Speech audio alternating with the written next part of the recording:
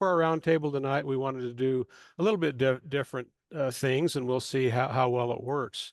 I very much appreciate help from our council reps here, and especially Cadence and Isaac if they show up, or they've got some good things to introduce or at least to remind us of. And I've got, if you can see this uh, agenda up at the top, here's a quote from that I got from Brian Schul. He was an SR-71 driver back in his heyday. And I think that's an appropriate thought to keep in mind working with these young people about, I don't believe miracles, I count on them. And isn't it great when we can see miracles in the lives of these young folks that we help make a difference in? So that's helping us to do a better job at that is the what sees below that. And so we'll go ahead with Jen and have her do an invocation, and then I will lead us in some oaths and laws. Okay, everybody, prepare yourselves in the manner of which you are accustomed. Our dear Heavenly Father, we thank you for this evening. We thank you for the opportunity to be together for a roundtable, the opportunity to learn from each other. Father, we ask you to please be with those who are not with us, that you may look over them and keep them safe. We ask you to help us be inspired tonight, that we may go forward and help the youth in our respective organizations. We say these things, Lord, in the name of thy Son, Jesus Christ. Amen. Amen. Thank you, Jen. All right. If you would, since I'm the head cat herder tonight, if you would follow me in the law and the scout oath. A scout is trustworthy, loyal, helpful, friendly, courteous, kind, obedient, cheerful, thrifty, brave, clean, and reverent. And the scout oath. On my honor, I will do my best to do my duty to God and my country and to obey the scout law, to help other people at all times, to keep myself physically strong, mentally awake, and morally straight. All right, now I do want to add a flag or a pledge of allegiance here. And those of you who don't like this, I guess, can excuse me. I have never liked saluting a flag that I can't see. So I will lead us in the Pledge of Allegiance, and we can salute a flag if you'd like to, or put your hand over your heart. I pledge allegiance to the flag of the United States of America and to the republic for which it stands, one nation, God, indivisible, with liberty and justice for all. Got a lot of voices in the background here. Okay. Can I stop? There we go. I'll stop sharing here in the middle with you. Although it's typical to do this at the end, the way we're going to work this is to keep the chats or the breakout sessions open longer. If you want to chat in there, you can keep going. I hate to cut things off, but I don't want to have to break things off, have you come back here for a Scoutmasters Minute and a Safety Minute. But we'll do those right now and put them together. And so, Vaughn, you're still here. This was I shared this last week at our district committee meeting, but some of you haven't heard it, I'm sure.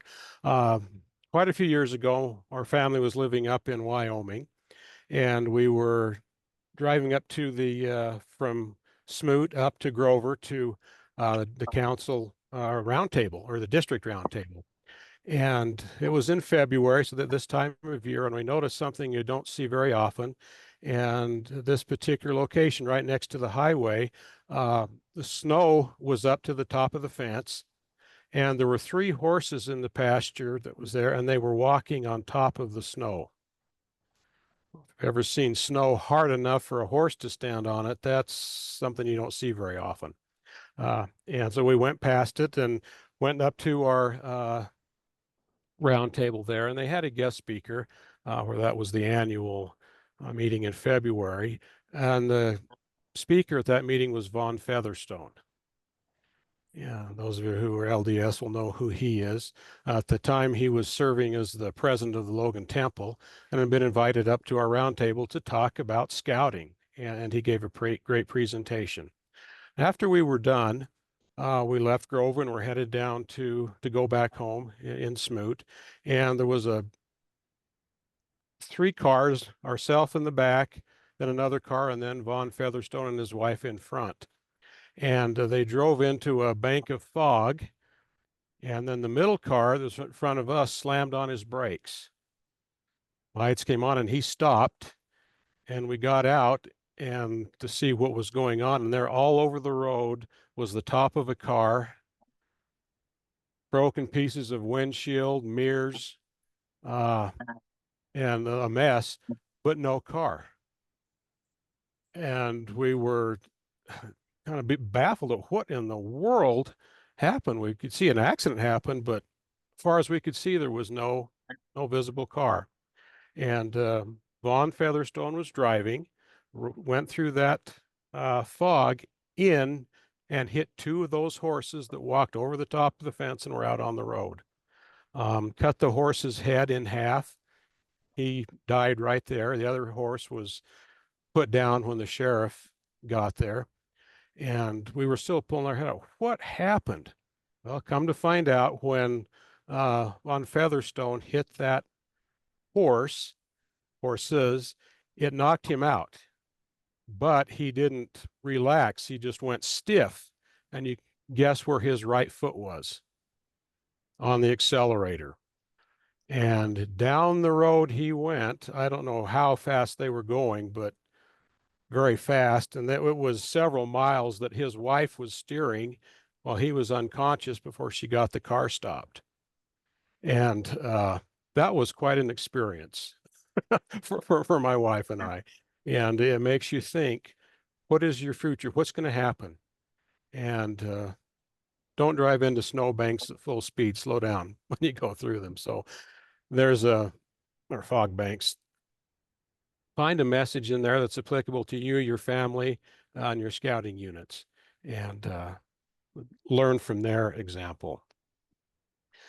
All right, let's see who is on the agenda next. We wanted to get some council folks here just to say hello and whatever else they're doing, and especially where it's the first of the year, thought that would be appropriate. So on the council website, Brett Sutherland, you are up first, and Alan Endicott is on deck. Thank you, Jeff. I just my camera's not working tonight, so I apologize for that. But I just wanted to thank everybody for being here tonight. It's so wonderful to see all my great friends, and I'm just couldn't be more excited about 2025 and all of the activities where I get to see you in person. And I look forward to that. Please make sure to say hello. But I just want to thank you for the great work of last year and for all of the wonderful things that will be done this year. Thanks for the wave from one of my friends there. But we're going to have a phenomenal 2025, and I don't want to steal any thunder from Jeremy, but we'll go from there. But it's just been very rewarding. I'll let Alan tell you maybe about a few of the successes from last year, and go from there. But have a wonderful evening, and thank you for being here, and thank you for all you do. Alan? Thanks, Brett. I appreciate all of your good words and the good work that you do. So good to see so many of you. I consider so many of you to be good friends, and it's just terrific to be here and be involved in scouting throughout our great council. A couple of things that have I wanted to highlight for you. Last year we ended with 3.35% growth in membership in the council. That's no insignificant issue. In our territory, about half of the councils grew, which means the other half probably didn't. And a lot of them, their growth was 0.25, 0.67%, and we grew about 3.33%, which is no insignificant amount. And much of the success we've seen in membership is due to the great efforts of many of you. who have helped your units be able to have a quality program so that people want to join. So thank you for all the good that you do there. I will tell you that if you're wanting to go to camp, you probably should work on signing up, whether it's a Cub Scout day camp or a Boy Scout camp, or if you're wanting to send your children or your grandchildren to EF Hawaii, those programs are signing up and filling quickly. Last year, we camped in some fashion or another, 28,500 plus participants. That's a big number. It's more than Philmont and the Florida Sea Base combined. And I can tell you that space is filling. So remind your people to sign up, do it soon, so that they can experience one of the great summer adventures that the Crossroads of the West Council offers. The third thing that I'll highlight very quickly is the council started a podcast. Episode 2 just broke, and it's I can see her smiling. Lorna Kosai and a great group of people are highlighted on this podcast with the topic of scouting for food. So Jeremy tells me you can find the podcast at any of the providers you probably like for listening to podcasts, Spotify and many others. Just type in Miles of Impact in the search and you'll find the podcast, and you can enjoy listening to it. We do a new one at least once a month, and it's a great way to learn about things that are going on, or to maybe learn some new programmatic things you hadn't thought about. So take advantage of the podcast. Once again, thank you all for being here, and I hope you have a great scouting month. All right. Thank you, Alan. And I don't know if you could take 10, 15 seconds, you or Brett, and talk about the new adjustments in area or territory boundaries. Well, it's not too hard. We were added to the Territory 1, so we're in the Pacific Northwest area.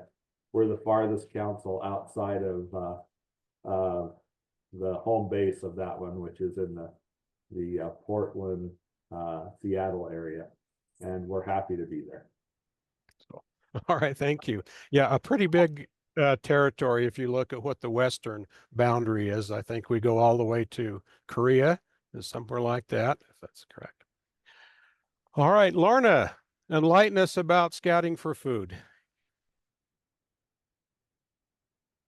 I will. Thank you. And thank you, Alan, for talking about the podcast. I'm delighted to be here with you tonight. Some of you know what I'm going to be sharing, others don't. And it shouldn't take too long, but we have a great opportunity coming up in 2.5 weeks with the Scouting for Food Drive 2025.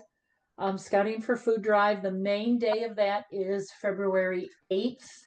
We hope everyone here on this call will be involved in some way. The need for this food drive is great. And when I work with pantries, I do many things, and helping fight hunger in Davis County schools is one of them. I can tell you more and more people are needing food assistance, and they see that rising as time passes. So by this food drive helps us accomplish feeding the hungry. It also is a great promotion for Scouts. I love it when people walk into a grocery store and they say, "Oh, I didn't know we still had Scouts in Utah."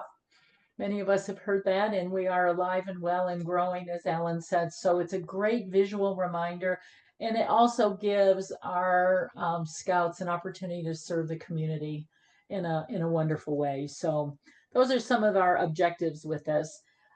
Important information for you to know. I've got like 4 or 5 key types of players in this, and everybody has their role. The units, everybody by the end of this week, please have your units assigned to the stores and or the Young Automotive. We'll talk about Young in a minute. and getting bags taken out in their neighborhood. So unit assignments, we really want every scout to have an opportunity to participate in this. So that's the units. In the stores, we are working in all of the Smith stores in the state. And there are some districts who've made arrangements to work with some other stores, which is fine. But the Smith stores, every Smith store should receive a contact from a scout adult and be thanked and reminded that we will be there on the 8th of February. And we do have the approval letter. I've sent the approval letter out to all of the food drive chairs, so they have that. Then there's the food pantries who are regularly helping people. All the food drive chairs have a list of the food pantries in their area and what stores would be giving food to which food pantries. That's all laid out for you. It's real important that every one of those food pantries gets a communication of some type, either in person or by phone, to make sure they will be ready for the food drive on February 8th. They will need to be taking containers to the stores for the shoppers that the scouts will visit with on the day of the scout drive. And then some of those pantries will pick them up and the National Guard will do others. And that's all spelled out for you. The next group is our neighbors. We have bags that have been made up as we have done in past years.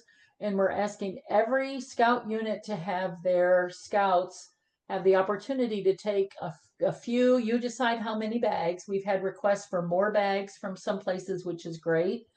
But we really want them all to have the opportunity to take bags around the neighborhood and go pick those up on the morning of February 8th. And then we have our sponsors. We have tried to simplify the drive this year from past years, so there isn't as much involvement directly with our scouts and the sponsors, but it's important that you know about these places. And if you frequent these places, please thank them. So Arctic Circle is a sponsor, Red Hanger, Bank of Utah, and Young Automotive are 4 sponsors that we have. Also, we have Yesco putting signs up from Logan to St. George. Yesco will be putting signs up about the drive for us. So those are the players. And then main things we need you to get to your units again is the bags. Bags should be distributed amongst their own little neighborhood, not everybody, but their own neighborhood, and picked up on the morning of the 8th. And we prefer that those bags be taken to the pantry, not to the stores. We don't want to fill the containers at the stores with the neighborhood bags if we can avoid that. So please get them to take that. And if groups are going to be at the first shift on the store, get a parent to take them over to the pantry or something. Handouts. You will be getting from your folks little handouts to give to shoppers in the stores. So bags are for the neighborhoods, handouts are for the stores. And those are things that the scouts can give to the shoppers when they ask them to donate something for the food drive when they come in. Also, for the containers in the stores, the scouts will need to make signs. And that's in the Guide for Success that I've sent out. And you'll hear another thing about that in a minute. So they'll need to make signs. So there's bags, handouts, and signs. And then patches, please, if you've not ordered patches for your units, please get on the Scout website and do that so that they can get the patches that have been ordered. They're really nice. And then at the end of this week, a training video will be sent out. A link to that will be sent out. Jeremy at the district office and Josh have helped us put this together. It's done by scouts. We went down to Lehigh and we have 3 brothers who put this training video together that introduces them to the food drive. It gives them some suggestions on how to approach shoppers. I have found that some of our scouts aren't quite in their comfort zone when they're approaching shoppers and asking for a donation. So hopefully this will help them be a little more comfortable and grow in that way. So the training video will be coming out, and please let's get that in front of every group of scouts so that they know what to do and feel involved and more comfortable on that. By the end of this week, we really want all these contacts to be in place. That way we've got time to take care of any glitches or gaps. I want to most of all thank you for your help with this. This is a really important thing, as I said, for the community, but also for our scouts. It's great. I would encourage everyone here on this call to go visit at least one store on that day, if not more. My husband and I love going around visiting the stores and thanking the scouts and talking to them. But please find a way to do that. Take pictures of them, send them into the council, and thank our young people for what they're doing. So I want to thank you. I'm available if you have questions. I'm going to give you my phone number, 801-631-3218. That's my number. I will be available and answering phone calls as if you have questions. Look for the guide for success. All the food drive chairs have those, as well as the contacts for the pantries and in the Smith stores. I am working with National Guard for those in Weber County, Davis County, and most of Utah County. I have met with them regularly. I have another meeting with them Thursday, and we will have everything all lined up. They will be starting to come to the stores at 2 o'clock. So please staff your stores from 9 to 2. And then if you can have someone stay till the food is picked up at the stores, that would be wonderful. I think that's it. Thank you for what you do here, but most of all, thank you for what you do for our young people. I love being able to watch you in service and as role models for our young people. When I was director of the Bountiful Food Pantry for several years, I got to work with many Eagle Scouts, and it was great, just wonderful. We have a wonderful program, but we have miles to go before we sleep. So lots of work still to do. I don't know if there's time, Jeffrey, right now for any questions. I'm glad to take them, but I don't want to take more of your meeting, and you all can call me or email me. lornakosai@gmail.com is my email. All right. Thank you for coming here tonight and for the work you've done that you just mentioned. I know these things don't just happen out of the blue, so I appreciate your help. All right. My pleasure. I asked Jeremy to come and tell us about the camping for this year, opportunities for your youth to go to camp, as well as your youth to work at camp, and vacancies and needs that we have to staff our camp. So Jeremy, I assume you're still here? Yeah. Excuse me, Jeffrey. Yes. Thank you.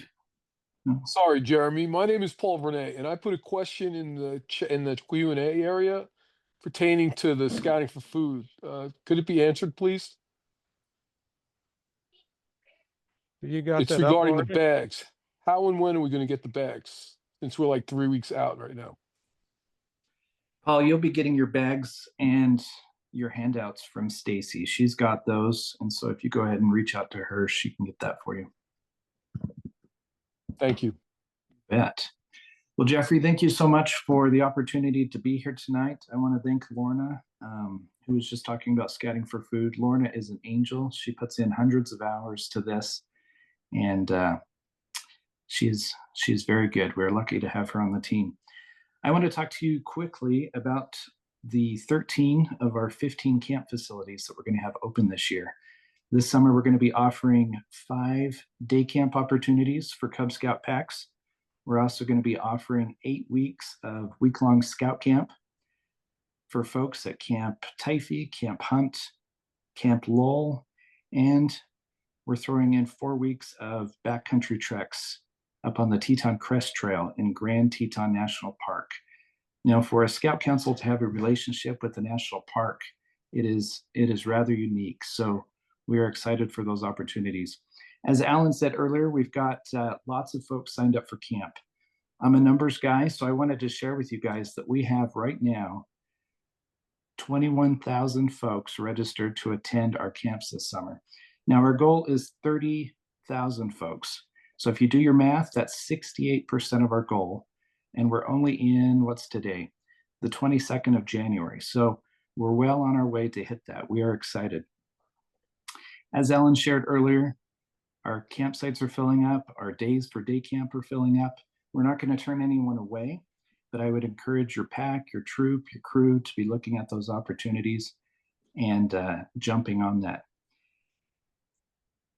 Jeffrey also wanted me to talk about camp staff opportunities. Now, as I'm looking out here in the digital audience, I am seeing some of my favorite people, many parents, moms, dads of some of our camp staff members. In fact, some of the people on this call, they work at camp staff as well. So each year we hire about 350 to 375 folks to fill our various camp staff positions. We've got 3-week positions, we've got 8-week positions, and some of our camps even go up to 10 weeks. So if you know someone 14 and older that may be interested in a summer job, send them over to utahscouts.org/camp staff. Again, that's utahscouts.org/camp staff. They can apply online. Our camp directors only have about 60 positions left to fill.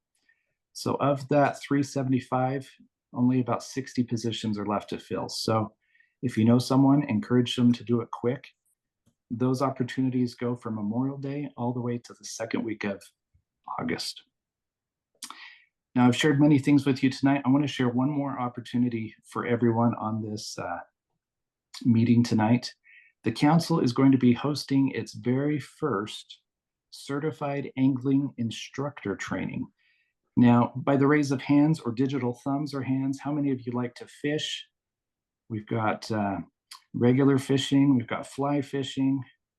This is an opportunity for you to get certified as a certified angling instructor by the BSA. It's in March and April, and the trainings are going to be on Zoom. So you can live anywhere in the council and easily access that training. It's only $10, and it's available for youth 15 and up, and of course, any adult. So you can get that information at utahscouts.org/CAI. Again, that's /CAI. I'm going to pass the baton to Cadence Church. I believe she's going to be talking about some of our NYLT courses this summer. All right, Jeremy, let me change that a little bit and have Yeah. Jake go first. I'd like to have our 2 youth reps go last so that we can let them have the last word here. I have some information for the scouting for food and bags. My husband went over to Smith's and asked them for bags, and they gave him a bunch. This is Doug Kosai, if I can interject on that. We really don't want to be using bags that aren't the bags that are printed with the Scouting for Food logos and so forth on it. Regular Smith's bags won't help people in the neighborhoods understand what the reason for them is. So we're trying to discourage that kind of thing. You know, we're going to get you bags, so you don't need to worry about that. Okay. We've got the bags. We've been waiting for the flyers. We've now got those, so we will be getting those out. But you don't need to even think about distributing them until within a week of the food drive. So we will get those to you. I wanted to update everybody on a couple of things. The membership and unit renewal, we had a page called Scout Pay on our council website. That no longer is there. If you were to click into Scout Pay, it would say this right here. All of the way that National now does unit and member renewals, we need people to do it in their system. And so we've taken away what we used to do, and that was mostly a help during COVID and whatnot. Now that, again, National's doing renewals the way they're doing them, there's no need for how we had it set up. We do have instructions for how you can do renewals and how to set up ACH payments. If you, instead of paying the 3% per transaction, you'd pay $1 if your unit can pay that way. Anyway, there's just some information there that I wanted you to know about, as well as in the membership and unit renewal webpage. It gives you lots of info there if you need help for those that are still working to recharter. And then real quick, wanted to do a shout out for our jerky kickoff. That will be Monday night, 6 p.m. Via Zoom. You can get the information on the council calendar or through the jerky webpage on this website. All right, thank you. All right, thank you, Jake, and the rest of you. Cadence, have you joined us? Yes, I am here. Ah, wonderful. There you are. All right, tell us about NYLT. Okay. Well, NYLT, for you guys that maybe aren't familiar, is National Youth Leadership Training. This year, I have the opportunity to serve as the youth course lead for our June course, and I'm super excited. But I kind of just want to go into a little depth on what NYLT is and why it's beneficial for, I think, any scout. NLT has literally been described as the premier leadership development experience, and it's been designed specifically for scouts, um, so that they can start building the skills that they need to work towards their goals and work towards being senior leadership in their troops. My personal experience with NYLT, I started as a participant in 2020, right as it had been introduced into scouting. And it was great. I loved it so much that I came back and staffed, and I've staffed for the past 3 years, and it's just been a great experience every single time. But I can personally attest to the leadership changes that your scouts will go through and their character development that they will see, that you will see when they come home from their summer at NYLT. Um, it's based on servant leadership and the Scout Oath and Law, and it's just a good step towards problem solving skills, team building skills, the servant leadership building within your scout. And I think if you know anybody in your troop, I highly, highly, highly recommend that you help them sign up and get on their journey to NYLT. And if you have attended, I would totally recommend signing up for staffing because you learn so much the second time around too. So if anybody has any questions for me, I'd love to answer them. All right, thank you very much. Sure. And last year, I addition wanted to invite our lodge chief to come and tell us about the Order of the Arrow in 2025 in our lodge, and makes me think about the wonderful experiences I've had as an OA advisor. It's, I think, the most rewarding experience I've had in scouting. And so, Isaac, if you're still here, let us know what the OA is up to. Yes, I am still here. Thank you for having me on. Like you said, my name is Isaac Brower. And I have the amazing pleasure of serving as Lodge Chief for the Amadeo Lodge over the course of this year. And really quick, for anyone that doesn't know, the Order of the Arrow is Scouting's National Honor Society. So we recognize honor campers from troops by having them be elected by their fellow troop members with the requirements of being first class and having 15 days and nights of camping. And we will take them through an ordeal and induct them into the Order of the Arrow. And then we focus on, there's 3 principles that we focus on in the Order of the Arrow. It's brotherhood, cheerfulness, and service. So we like to make friends, we like to be happy, and we like to serve people. And it makes for a fun time. Some of the best friends I've ever had are friends that I've made in the Order of the Arrow. And it is just so much fun. Each district in the council has a chapter advisor and chapter chief that run the Order of the Arrow side of the chapters. So, and I know that some of you on here are chapter advisors, but it is very fun, and we have a goal this year to get as many unit elections as we can, which is where we come and we elect people from your unit to become members of the Order of the Arrow. So everyone here should be getting reached out to from a chapter advisor or chapter chief sometime over the next year. And I would ask you to please be receptive to them and have the election so that we can reach our goal of, we want to have 100% elections in our lodge this year. So please help us with this and have an election. Like I said, it is a lot of fun. We do many hours of service to the council over the course of the year. 3 of our biggest events are ordeals, where we spend a weekend. This is our induction weekends. We spend a weekend doing service for camps, and it is so much fun. I fondly remember my ordeal, and it's a formative experience for everyone that ever goes through their ordeal.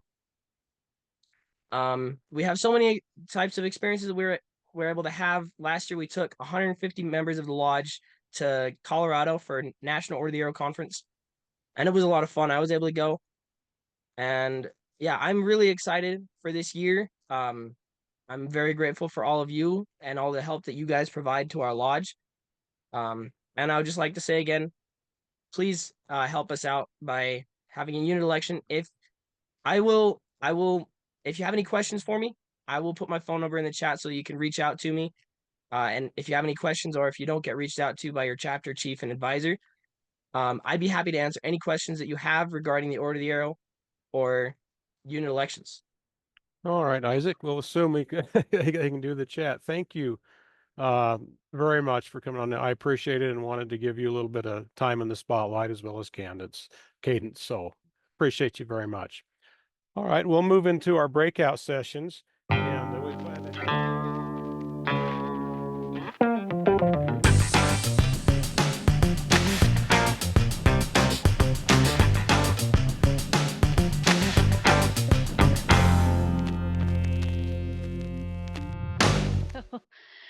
Hi, everybody. I'm Jen Schooley. I am in Cedar City. A little bit about me that would probably give some context and make what happened a little bit more understandable. I just came off of 22 years of active duty. I'm a retired Navy chief. So we are known for when something is broken, not to tolerate it. And that's how this started. So I moved here summer of 2023 with our boys. My husband joined us later. He was also on active service. So we came out last summer and needed a Boy Scout troop. And the only one we had out here was Troop 1848. And they needed a scoutmaster, and I'd went to Wood Badge. So you guys know how that works. You go to Wood Badge, you're like, great, you can do anything. I'm like, awesome, I can do anything. Yes, let's figure this out. While I was out in Maryland, I had been started out with a pack, was an assistant den leader, became a den leader, became a cub master, became a day camp cub master. So Wood Badge helped prepare me for all of that. Came out to Utah, joined 1848, and things were going pretty well for a while. And those of you who have been to Wood Badge, you know that you have storming. Storming happens. Storming's okay. But when storming doesn't stop and it becomes toxic, it's time to move. It's time to do something different. And we tried for a long time, tried to make it work. And there were just personality conflicts, and there were some issues with integrity that I wasn't okay with. And while at Camp Lull, we were taking the long haul up the road to go check on the tires of the cars like you do to make sure they're not flat so you can drive home. And I had one of my parents there with me. And I'd finally just hit my final straw of issues. And I just looked at him and said, Glenn, hypothetically speaking, if I were to start a new troop, would you come with me? And without missing a beat, Glenn said, yes, I will go. I was like, oh, thank you. I'm like, okay, next thing, you can't talk about Fight Club. We can't, this has got to be very quiet, because the last thing I wanted was more trouble, more tension. And so the next thing I started doing was praying. Like, oh, Lord, how are we going to do this? How are we going to make a whole new troop? I never signed up for starting a whole new troop, and I don't know how to do this. And as many of you know, you ask and the Lord will provide. I needed a chartered org, and I was brainstorming, and there aren't that many organizations up here that really were showing interest. And the common thing, we were doing jerky sales, like, oh, we didn't know still had Boy Scouts. Like, yeah, we're still here. Come join us. It's great. Stop giving us a hard time. So one of the parents in my troop is a member in the Legion, and she goes, the Legion still wants to sponsor a troop. I was like, oh, that's great, because I need a new chartered org. And by the way, this group is not invited, so we have to keep this, again, very quiet. So once we got it figured out, and this was no small miracle here. This was the help of Christine, of Justin, of Annette. I mean, poor Annette. I have sent her so many emails, and God bless her. She made this happen. Like, she moved mountains fast. We chartered Troop 74 in 6 days. 6. And very quietly just went to families, said, hey, I'm looking to start another troop. This is the goal. This is what we're going to do. Do you want to come? They said yes. And so from there, I realized I needed a new committee chair. And I needed a treasurer, somebody that I could trust not to dip their fingers into the piggy bank. And so I had to think about, like, well, who do I know, who has experience, and who is willing to be a good team player?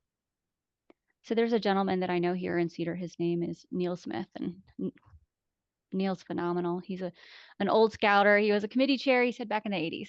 So I went to Neil's house. I'm like, I need a favor. I really do. I need a committee chair.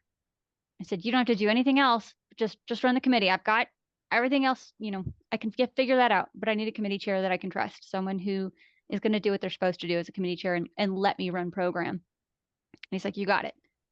So then I went to my dad, and my dad has never been in scouting ever.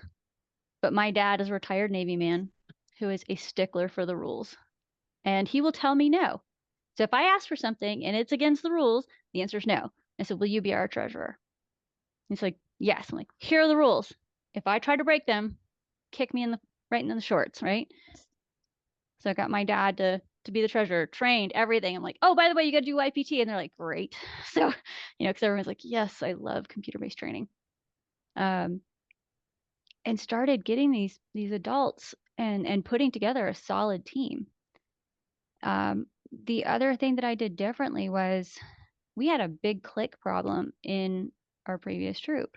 And I did not want that for these young men, because there's nothing more demoralizing for a troop than to come into one and they're like, sorry, you're new. You can't sit here. And that was happening. And it was just breaking down, as we say in the military, good order and discipline. It was breaking down our troop. These kids were not happy to be there. They didn't want to work with each other. They didn't want to get along. So I'm like, okay, there are things we have to do differently, because we can't have a repeat. Because the definition of insanity is doing the same thing over and over again and expecting different results, right? So the first thing that we did was, even though we started a new troop, nobody got a founder's patch. One of the biggest problems that we had as far as getting acceptance into the old troop was we were here first. So I absolutely said, we're not doing founder's patches, because it doesn't matter who started the troop. It matters who's in the troop. And we want it to be inviting to new families. We want everyone to feel like they're part of the family. And I don't want there to be a delineation like, oh, that's the old guard, this is the new guard. It's like, no, there's just guard. We're all here. We serve the same purpose. The next thing I did was the scouts that came over, we kept the original patrol we just changed it. I said, you guys can hang on to this, because there was a lot of upheaval at first. And like, I didn't want to completely take everything and shift it on them. I said, you guys can maintain the A-team patrol. Everybody will be in the A-team patrol until January. And then we're retiring it. And like, we're retiring? I'm like, yeah, we're going to retire. We're going to pick 2 new patrols. But I wanted to give them a chance to bond and to really get to know each other and to start building that esprit de corps. So we just, last week, we retired the A-team. They have formed 2 new patrols. They have built their new PLC. And it's working. So how to get people to work with you goes back to an old story that I learned years ago in Cub Scouts that I learned through Wood Badge, was the story about cookies. And I don't remember the whole story about cookies. So if you already know it, and give me a thumbs up. But it's like, if you want to get adults to help you, ask them to bring something, right? Ask them to bring cookies to a meeting. And if they ask you a bunch of questions, it's like, oh, you start leading them in. But if they show up with a bag of Oreos, I guess that's like give them an adult application and ask them to join you. It's like they understood the assignment. And so I always took that. It's like, if you need something, you need to ask for it. You need to ask very specifically. What I have told all the parents in my troop, and Howard's on here, so he can give you a thumbs up. I've told the whole family, all the families, like, the fastest way to kill your scoutmaster is to make them do it by themselves. Absolutely the fastest way to just completely kill your scoutmaster.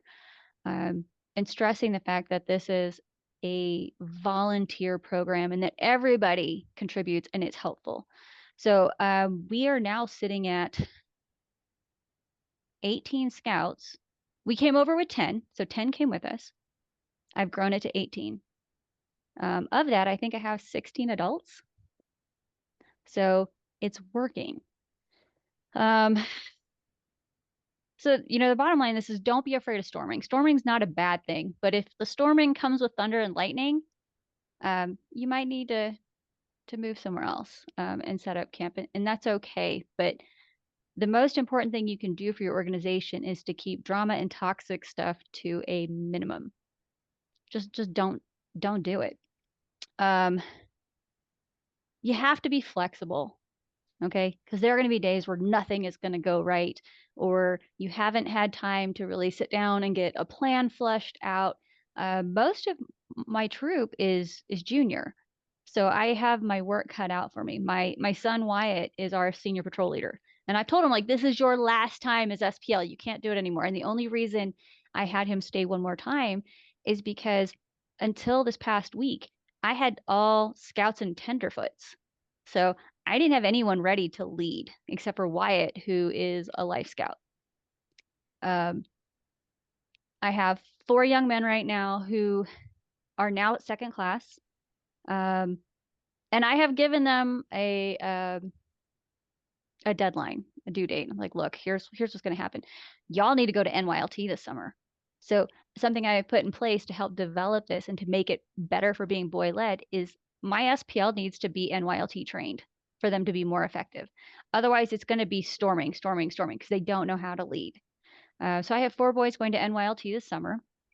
That's a shout out if anybody wants to help me with ILST. I have never run ILST, and I need to get 4 boys ILST trained before June. So it's, again, put others, like, ask for what you need.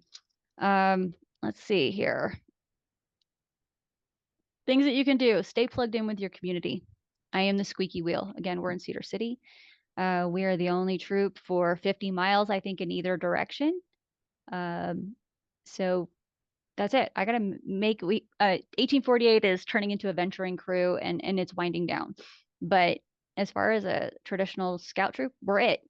So I have to lean on the community for support, reach out to old scouters and get the attention. I've got Blaine on here. Blaine's awesome. He came out of crawled out of scouting retirement, and he comes and helps us out, and the boys are looking forward to the aviation merit badge with Blaine. And he brings just a treasure trove of knowledge. Like, he knows more things. He's forgotten more things about scouting than I think I'll ever know. Being plugged in with your community also means getting out there and getting seen. So going out and doing wreaths across America, being in parades, going to volunteer events, talking to different organizations. Hey, can we help you? Something else that I have done is I've reached out to my local stake leadership. I was born and raised in the church, not the best at being LDS, but Lord knows I try. But I reach out and I said, look, I understand the church's position on scouting, but I also know there's families that miss it. And if you get to know me, you can see the kind of pirate ship that I run and know that it's a mostly under control pirate ship and there's no nonsense. Fostering that relationship with the different stake leaders so that families can make that decision if they want to put their boys in scouting. So I do have a significant number of boys in the troop who are members of the LDS Church, and a couple of their dads are bishops. So it's getting out there to be able to rebuild and have that trust. I'm not trying to change the church leadership's position on scouting, not asking them to endorse, but asking them to be friends with us. And in that, also offering to help with service projects. So we were invited to do an emergency preparedness fair last year, and the whole troop came, and we went and did emergency preparedness with that ward. Furthermore, they're helping us out by giving us a place to do courts of honor. So having that goodwill and fostering it has been very helpful. This Sunday, I get to meet with a new stake leader and ask them to be friends with us as well. If you can get into any local media, whether it's radio or TV shows, and just say, hey, we're this troop, this is what we do, you never know who's listening.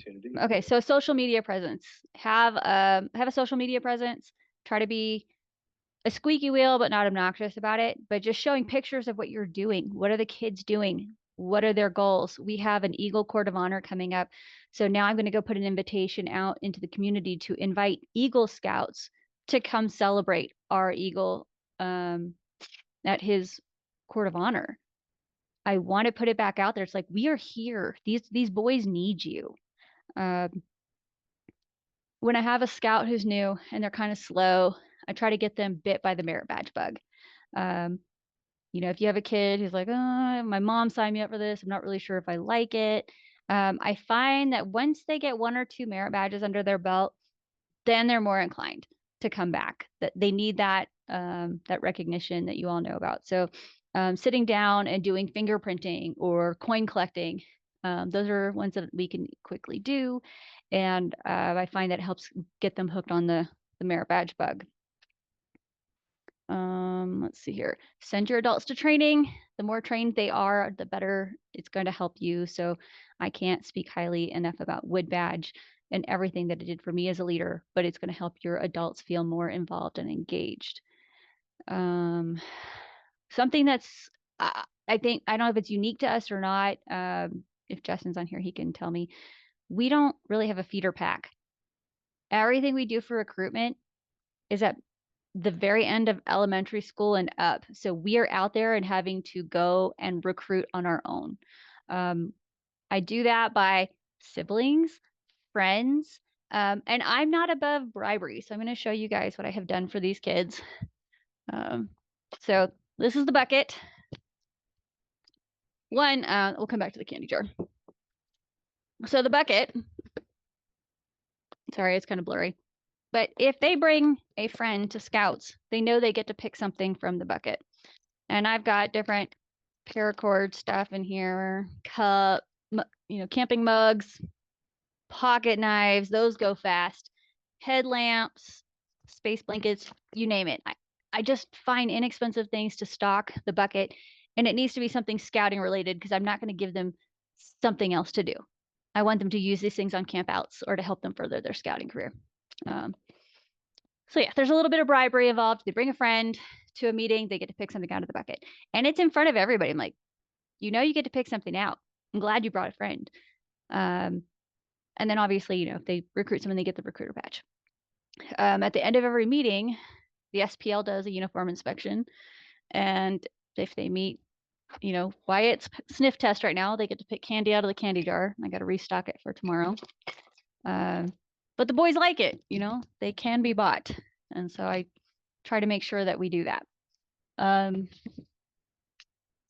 Keep them busy with different activities. In the winter, in Utah, the sun goes down at 2 p.m. So I have to bend and flex on Thursday nights and try to keep them engaged because it gets really cold really fast. So once a month, we've been going to SUU and participating in their Teen Science Cafe, where usually the topic is something that aligns with a merit badge. One way or another, we try to find a way for it to align with the merit badge, and they get credit for being there. And it's a field trip. They get to go do something else. Even though we've lost Journey to Excellence, we're still sticking to that program. We have found that using the model for JTE is helpful in keeping the kids engaged. So that's camping, that's service projects, hiking, you name it. And when we do our elections twice a year, the boys have to go and sit down and have their planning meeting. Ours is this Friday since we just did elections. They're going to sit down and plan out their 6-month calendar. That way that they are completely invested in their program. They're going to decide. The kids cannot stop talking right now about going to Contact Climbing Gym in 2 weeks or 10 days. Like, they're thrilled. They've been waiting. And so then there's that. They're excited about going to the Klondike. Like, anything that they want to do, we try to make it happen. For Boy Scout camp, we travel. So we're, in Cedar City. Last summer we went to Camp Law. That was a 555-mile drive. But they wanted to go, and they did the work. So we got, in the van and went. Next summer, we are going to Camp Geronimo in Arizona. And the reason for that is, unfortunately, the curriculum at some of the camps here in Utah needs to change. It's the same merit badges over and over again. In order for me to get them enthused about going, there needs to be more variety. So Geronimo is offering them horsemanship and metalworks, so they get to do blacksmithing. But really taking the feedback from the kids and pushing, this to be their program is helping tremendously. Even though they're junior level, it's showing them that you can still run this. Oh, when I have a scout that turns 18, not only do I wish them happy birthday, I hand them an adult leader application. Like, especially if they've eagled, to show them, like, look, we've invested in you. You need to take this and invest in the scouts that are after you and keep it moving. I said, you come on as an ASM. I teach them how to be an ASM. And I said, give me the time that you can give me. I know you can't give me all your time, but give me the time you can. Come on camping trips and help me. That's what I need the most of, is just ASMs to come on camping trips and be that bridge. You know, they're 18. They're way cooler than Scoutmaster Jen. But they're still an adult. And it also helps them with that transition from scout to scout leader. So it's kind of like that weird Twilight Zone where they're what am I? But we were pretty successful with one young man last summer at Camp Lal, and we have another one after his Court of Honor. He's going to be an ASM. All right. Jeff, is there anything else that you can think of, or any questions, you guys? I know I've been going on for a while. And just I mean, if you have questions for Jen, come and ask her. Unfortunately, most of you have not been able to be a fly on the wall and watch this happen. I think the only time Jen uses the word impossible is about pigs flying. And not very often. Done a great job. What questions do you have for her?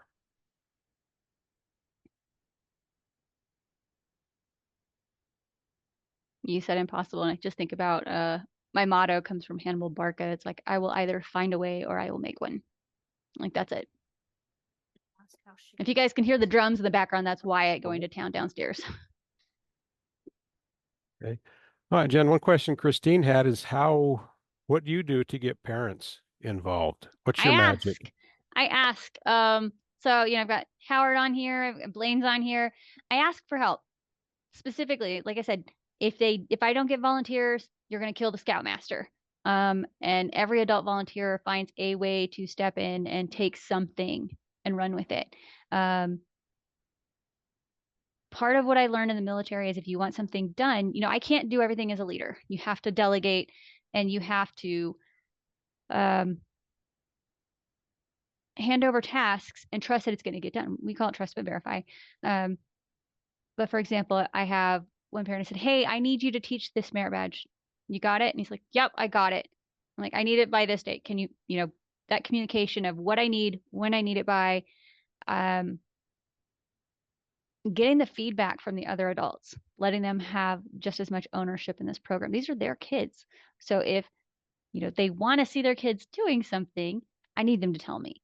And so far we've had great adults to help. The other trick is be specific in what you're asking for, because if you have a vague, I just need help, you're not going to get the help. I need help with this task on this day. Goes a lot better than throw it out into the void. All right. Any other thoughts, comments, questions? Zoom just isn't as good as meeting in person. we do what we do. Yes, if that's it, we can end this breakout session. And thank you, Jen, for your work, putting this troop together, and your willingness to come and share what you've done to have a success. We all like to see a winning team, and her troop is one. I'm going to put my contact info.